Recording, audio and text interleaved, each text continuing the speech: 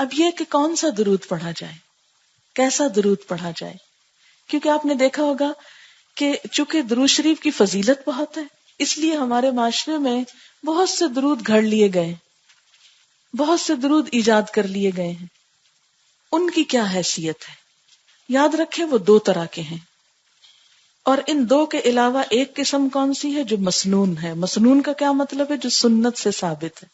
ٹھیک ہے، تو مسنون کون سا ہے؟ جو آپ نے سکھایا ہے. اور دوسرے کون سے ہیں؟ جو لوگوں نے خود بنائے ہیں. اب جو لوگوں نے خود بنائے ہیں وہ دو طرح کے ہیں.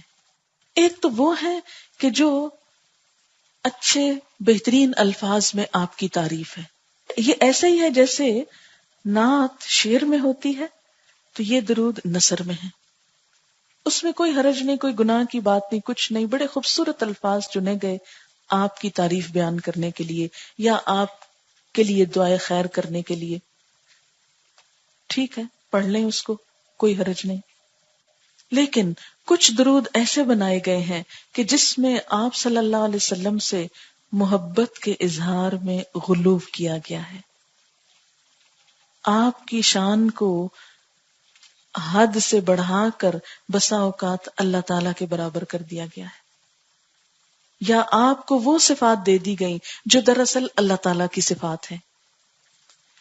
ایسے میں چونکہ شرک شامل ہو جاتا ہے اور نبی صلی اللہ علیہ وسلم کی نافرمانی بھی ہوتی ہے، کیونکہ آپ نے خود منع فرمایا تھا لا تطرونی کما اطرت النصارى عیسی ابن مریم، مجھے میری حد سے آگے نہ بڑھاؤ جیسے نصارہ نے عیسی ابن مریم کو کیا کیا تھا، ان کے درجے اور مقام سے آگے بڑھا دیا اور کیا بنا دیا، اللہ کا نبی کہنے کی بجائے اللہ کا بیٹا کہہ دیا. تو فرمایا اے میری امت کے لوگوں تم نہ ایسے کرنا، مجھے میری حد سے آگے نہیں بڑھانا.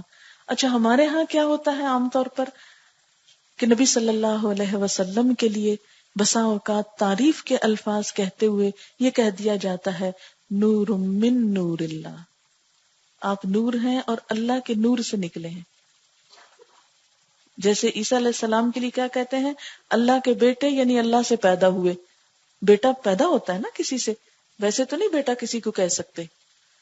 تو قرآن پاک میں کیا ہوتا ہے؟ لم یلد ولم یولد، نہ اس نے کسی کو جنم دیا نہ کسی سے جنم لیا، نہ جنم دیا کسی کو نہ کسی سے جنم لیا، نہ اس کا کوئی بیٹا نہ وہ کسی کا بیٹا. تو اسی طرح اللہ تعالی خالق ہے اور باقی سب اس کی مخلوق ہیں. اس لیے یہ کہنا کہ کوئی چیز اللہ تعالی سے الگ ہو کر ہمارے سامنے آئی اور وہ اللہ ہی کا حصہ ہے، یہ پھر شرک ہو جاتا ہے. اور شرک کیسا گناہ ہے؟ کبھی معاف نہیں ہوتا. ان اللہ لا یغفر ان یشرک بہ ویغفر ما دون ذلک لمن یشاء. اللہ تعالیٰ اس بات کو معاف نہیں کرے گا کہ اس کے ساتھ شرک کیا جائے، ہاں اس کے علاوہ باقی گناہ جس کے لیے چاہے گا معاف کر دے گا. اچھا بسا اوقات ہم شعر بھی ایسے پڑھ لیتے ہیں، مثلا وہی جو مستوی تھا عرش میں خدا ہو کر، اتر پڑا مدینے میں مصطفیٰ ہو کر. تو اس میں کیا ہو جاتا ہے؟ شرک ہو جاتا ہے.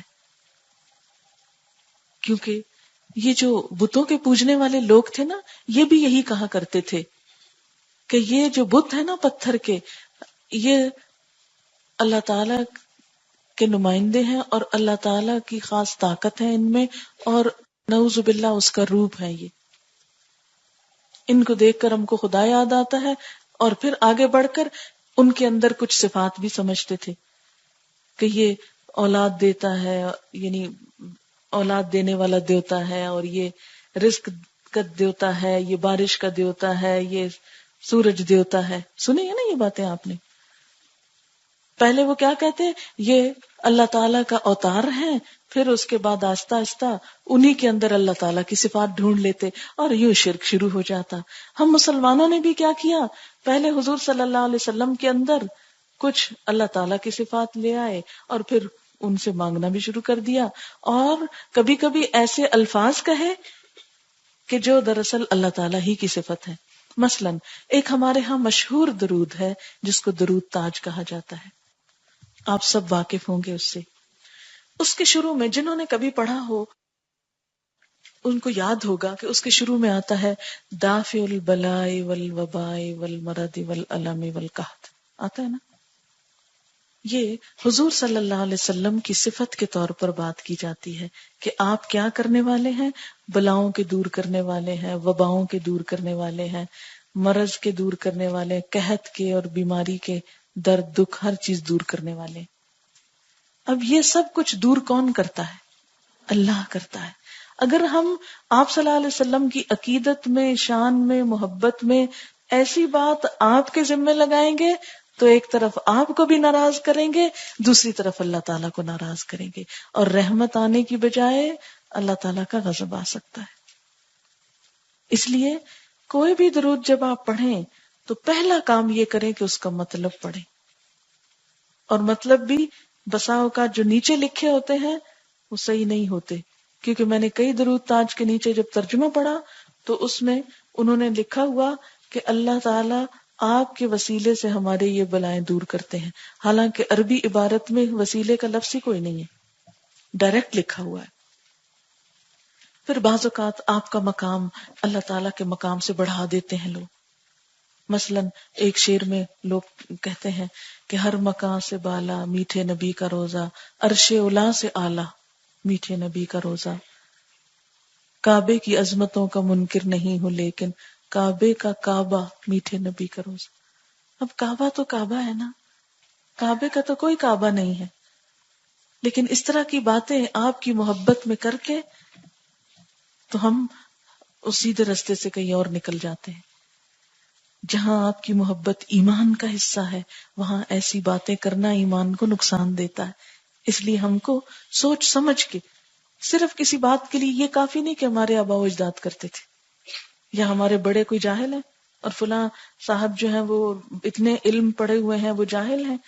نہیں، بعض اوقات یہ ہوتا ہے کہ علم بھی ہوتا ہے، سب کچھ ہوتا ہے، لیکن ایسی عقیدت ہو جاتی ہے کچھ چیزوں سے کہ انسان ان کے خلاف کچھ بھی سننا نہیں چاہتا. اور خاص طور پر جس چیز پہ انسان خود چل رہا کبھی نہیں سننا چاہتا کہ میرے اندر یہ خامی. اچھا کسی کی بات نہیں سوچی. ہم میں ہر شخص اپنے بارے میں اس وقت سوچے اور اپنے سے پوچھے کہ جب کوئی مجھے میری کسی خامی، کمزوری، غلطی کے بارے میں بتاتا ہے تو میں اس کو سننا چاہتی ہوں، سنتی ہوں، سن کے اصلاح کرتی ہوں، غصے میں تو نہیں آ جاتی، ریئیکٹ تو نہیں کرتی. تو کیا ہوتا ہے؟ کرتے ہیں نا ریئیکٹ. ہم میں سے کتنے لوگ ہیں جو خوشی سے تنقید سنیں، اچھا اور بتاؤ میری غلطی کیا ہے. کبھی کہا ہم نے کسی کو؟ نہیں کہتے. اور اگر کوئی بھولے سے بتا بیٹھے تو ہم اس کے دشمن ہو جاتے، اس سے تو اب ملنا ہی نہیں ہے، تو بس میری غلطیاں بتاتا ہے مجھ کو. تو اس لیے جب کوئی ہم کو یہ بتاتا ہے نا تو فوراً کہتے ہیں ہاں یہ وہابی ہوگا نا اس لیے مجھ کو منع کر رہا ہے. وہ وہابی کیا چیز ہوتا ہے؟ ہمیں کسی سے کوئی غرض نہیں کون کیا ہے اور کیا نہیں. ہم نے یہ دیکھنا ہے کہ جو وہ بات کہہ رہا ہے نا وہ صحیح ہے کہ نہیں، چاہے ہمارے ماں باپ ہی کیوں نہ ہو، چاہے ہمارے استاد ہی کیوں نہ ہو، چاہے ہمارے دوست ہی کیوں نہ ہو، چاہے پورا معاشرہ ہی کیوں نہ ہو. ہم کسی کی بات کو اس لیے نہیں لیں گے کہ یہ میرا فلانا رشتہ دار ہے اس لیے میں مان رہی ہوں اس کی بات، یا یہ میرا بزرگ ہے، یا یہ میرا محبوب ہے، یا یہ میرا پسندیدہ انسان ہے اس لیے اس کی بات تو میں نے ضرور مانی. نہیں، کسی کی بات بھی کب ماننی ہے؟ جب وہ اللہ کی بات کے مطابق ہو اور اللہ کے رسول صلی اللہ علیہ وسلم کی بات کے مطابق ہو. اگر اس کے خلاف ہے تو پوری دنیا ایک طرف ہو جائے، مجھے نہیں ماننی، اس لیے کہ میرے نزدیک اللہ کی ذات سب سے بڑی اور محمد صلی اللہ علیہ وسلم کی ذات سب سے بھی محترم، میری اولاد سے، میرے ماں باپ سے، سب انسانوں سے زیادہ پیارے. اسی لیے تو کہا کہ ایمان مکمل ہی اس وقت ہوتا ہے جب آپ سے محبت اور آپ کی بات سب سے اہم ہو جائے. تو اس لیے کوئی ایسا درود نہیں پڑھنا کہ جس میں کوئی شرک کے الفاظ. تو اب 3 طرح کے درود ہو گئے نا، ایک ہے مسنون، دوسرے ہیں غیر مسنون لیکن اچھے الفاظ ہیں، اور تیسرے ہیں غیر مسنون لیکن ان کے الفاظوں میں غلو ہے یا کوئی مطلب کچھ صحیح نہیں لگ رہا، جو قرآن کی تعلیم یا روح کے منافی ہے، وہ درود نہیں پڑھنا۔ اب مسنون الفاظ کیا ہیں اور مسنون کیوں بتانے لگی ہوں؟ اس لیے کہ جو کچھ آپ نے سکھا دیا وہ سب سے اعلیٰ و افضل ہے، سب سے بہترین ہے۔ حضرت ابو حمید ساعدی سے روایت ہے، کہتے ہیں کہ صحابہ کرام نے عرض کیا، اے اللہ کے رسول صلی اللہ علیہ وسلم، ہم آپ پر کس طرح درود بھیجیں؟ آپ ہی ہم کو بتائیے کہ ہم کیا کریں، کیونکہ بڑے عقل مند تھے نا، کہ جو آپ بتائیں گے وہی صحیح بات ہوگی۔ آپ کو خوش کرنا ہے تو آپ کی پسند کی چیز پڑھیں ہم۔ اچھا، ہم نے کبھی کیوں نہیں پوچھا یہ سوال کہ آپ نے کون سا درود پسند کیا تھا؟ ہم تو کیا کہتے ہیں، اچھا کس درود سے ہماری مشکلیں آسان ہوگی، ہم بس وہ پڑھیں گے، چاہے وہ آپ نے دیا ہو یا کسی اور نے لکھا ہو، مسنون ہو کہ غیر مسنون ہو، اس میں سچی باتیں لکھی ہوں یا اس میں شرکیہ باتیں لکھی ہوں، بس ہمیں تو اس سے غرض ہے کہ کسی نے یہ فرما دیا کہ اس سے سارے مسئلے حل ہو جائیں، اور ہم آنکھیں بند کر کے اس کو پڑھنے لگ گئے بے سوچے سمجھے۔ ایسے نہیں پڑھنا، کیا پڑھنا ہے جو آپ نے دیا، وہ ہماری پرائرٹی نمبر 1 ہے۔ صحابہ کرام نے عرض کیا، اے اللہ کے رسول صلی اللہ علیہ وسلم، ہم آپ پر کس طرح درود بھیجیں؟ آپ نے فرمایا، یوں کہو، یا اللہ محمد صلی اللہ علیہ وسلم پر، آپ کی ازواج پر، آپ کی اولاد پر رحمت بھیج جس طرح تو نے آل ابراہیم پر رحمت بھیجی۔ یا اللہ محمد صلی اللہ علیہ وسلم پر، آپ کی ازواج پر، آپ کی اولاد پر اس طرح برکتیں نازل فرما جس طرح تو نے آل ابراہیم پر برکت نازل فرمائی، تو بے شک بزرگ اور اپنی ذات میں آپ محمود ہے۔ اور اس کی عربی عبارت کیسے ہے؟ اللہم صلی علی محمد وازواجہ وذریتہ کما صلیت علی آل ابراہیم وبارک علی محمد وازواجہ وذریتہ کما بارکت علی آل ابراہیم انک حمید مجید۔ یہ بخاری کی روایت ہے، اور ہو سکتا ہے ہم میں سے بہتوں نے پہلی دفعہ یہ سنا ہو۔ پھر اسی طرح ایک اور ہے، اس میں بھی صحابہ کرام نے حضور صلی اللہ علیہ وسلم سے پوچھا تو آپ نے کچھ یوں سکھایا، اللہم صلی علی محمد وعلی آل محمد کما صلیت علی ابراہیم وعلی آل ابراہیم انک حمید مجید، اللہم بارک علی محمد وعلی آل محمد کما بارکت علی ابراہیم وعلی آل ابراہیم انک حمید مجید۔ یہی ہم عام طور پہ نماز میں پڑھتے ہیں نا، یہ بھی بخاری کی روایت ہے۔ اسی طرح ایک اور آپ نے یوں سکھایا، اللہم صلی علی محمد النبی الامی وعلی آل محمد کما صلیت علی ابراہیم وعلی آل ابراہیم وبارک علی محمد النبی الامی وعلی آل محمد کما بارکت علی ابراہیم وعلی آل ابراہیم انک حمید مجید۔ اسی طرح کچھ اور ورشنز بھی ہیں، لیکن کچھ ایسے ہیں جو مختصر ہیں، یعنی یہ تو لمبے والے تھے، ذرا چھوٹا ورشن ایک میں آپ کو سناؤں گی، یہ بھی بخاری کی روایت ہے۔ اللہم صلی علی محمد عبدک ورسولک کما صلیت علی آل ابراہیم وبارک علی محمد وعلی آل محمد کما بارکت علی ابراہیم۔ پھر اسی طرح ایک اور درود ہے جو مختصر ہے، کیونکہ بعض اوقات دل چاہتا ہے زیادہ دفعہ پڑھے، لیکن لمبا پڑھتے ہوئے پھر ہم گھبراتے ہیں، تو اس پر حضرت زید بن خارجہ کی روایت ہے، کہتے ہیں کہ میں نے حضور صلی اللہ علیہ وسلم سے سوال کیا کہ مجھے درود بتائیے آپ نے فرمایا، مجھ پر درود بھیجا کرو اور دعا میں اسے لازم کر لو، اور یوں کہو، اللہم صلی علی محمد وعلی آل محمد۔ بس یہ کیا ہے؟ مختصر ترین۔ کیسے؟ اللہم صلی علی محمد وعلی آل محمد، یہ چھوٹا سا ہے، تسبیح بھی ہو سکتی ہے آرام سے۔ اسی طرح آپ پر سلام کا طریقہ کیا ہے، اس کے مسنون الفاظ۔ حضرت عبداللہ بن مسعود رضی اللہ تعالی عنہ کہتے ہیں کہ رسول اللہ صلی اللہ علیہ وسلم ہماری طرف متوجہ ہوئے اور فرمایا، اللہ ہی سلام ہے، جب تم نماز پڑھو تو کہو، تمام زبانی، جسمانی اور مالی عبادات اللہ تعالیٰ کے لیے ہیں۔ اے نبی صلی اللہ علیہ وسلم، آپ پر اللہ کا سلام اور اس کی رحمتیں اور اس کی برکتیں ہوں۔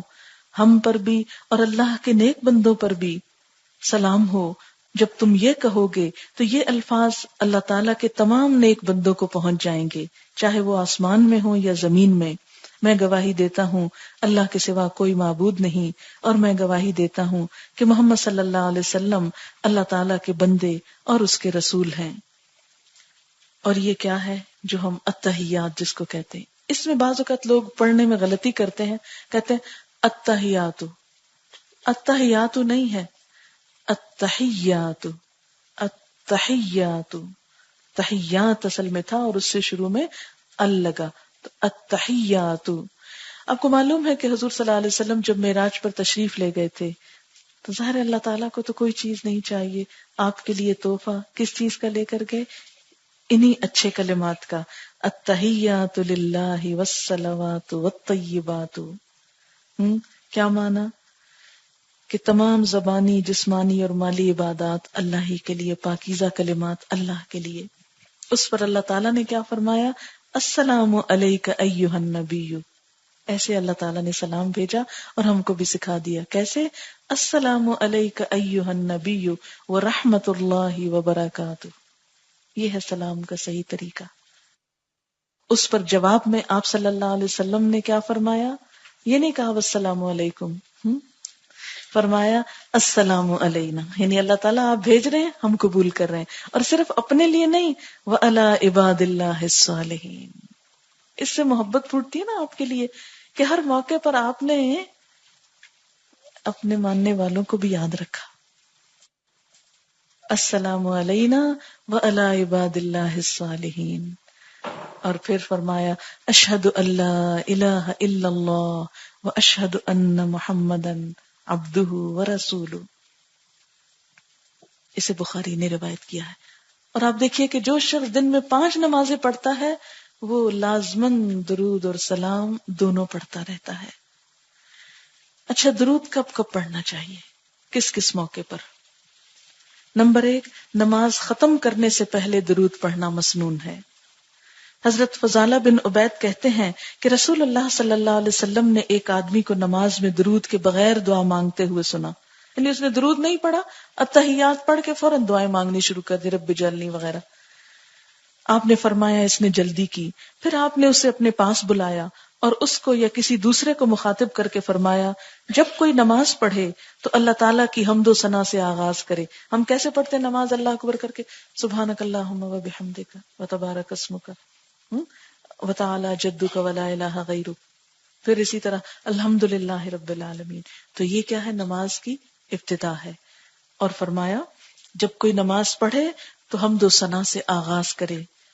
پھر تشہد میں اللہ تعالیٰ کے نبی پر درود بھیجے اور اس کے بعد جو دعا چاہے مانگے. یعنی سب سے آخر میں اپنے لیے دعا مانگنی چاہیے، جو ہم صرف ایک ہی مانگتے ہیں، رب اجعلنی مقیم الصلاۃ ومن ذریتی، حالانکہ کئی ایک دعائیں مسنون ہیں.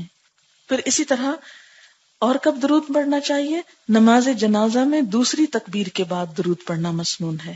حضرت امامہ آپ صلی اللہ علیہ وسلم کے ایک صحابی سے روایت کرتے ہیں کہ نماز جنازہ میں امام کا پہلی تکبیر کے بعد خاموشی سے سورۃ فاتحہ پڑھنا، دوسری تکبیر کے بعد نبی صلی اللہ علیہ وسلم پر درود بھیجنا، اور تیسری کے بعد خلوص دل سے میت کے لیے دعا کرنا، اور ان تکبیروں میں قرآن کی قرات نہ کرنا اور آہستہ سلام پھیرنا سنت ہے.